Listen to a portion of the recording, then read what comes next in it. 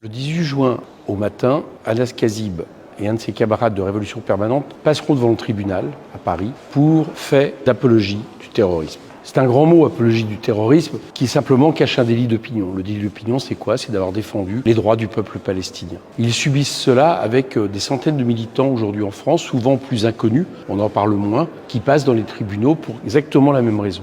Ce qui est paradoxal, c'est qu'au moment où va se passer ce jugement, de plus en plus de monde dans ce pays, de plus en plus de gens, de plus en plus de militants, de plus en plus de syndicats, même au plus haut sommet de l'État, admet que le génocide en cours est une honte, est inacceptable, décidé par ce gouvernement d'extrême droite. Donc il est impossible que le 18 juin, le tribunal fasse autre chose que la relaxe de Anas Kazib et de son camarade. Je ne suis pas dupe de la raison pour laquelle Anas Kazib se retrouve devant le tribunal. C'est parce qu'il a été candidat à la présidentielle, il est un syndicaliste reconnu, c'est comme ça d'ailleurs que j'ai eu l'occasion de le côtoyer à nombreuses reprises. Et donc on voit bien qu'il y a derrière ça une intimidation, une criminalisation en réalité des soutiens aujourd'hui au peuple palestinien qui subit génocide, colonisation, en dehors de tout droit international. Pour toutes ces raisons, il faut qu'il soit relaxé. Pour qu'il soit relaxé, il faut qu'il soit soutenu. Et donc je vous appelle le 18 juin au matin à vous mobiliser devant le tribunal de justice de Paris, soutien à Anas Kazib, soutien à son camarade de Révolution permanente, je demande la relaxe.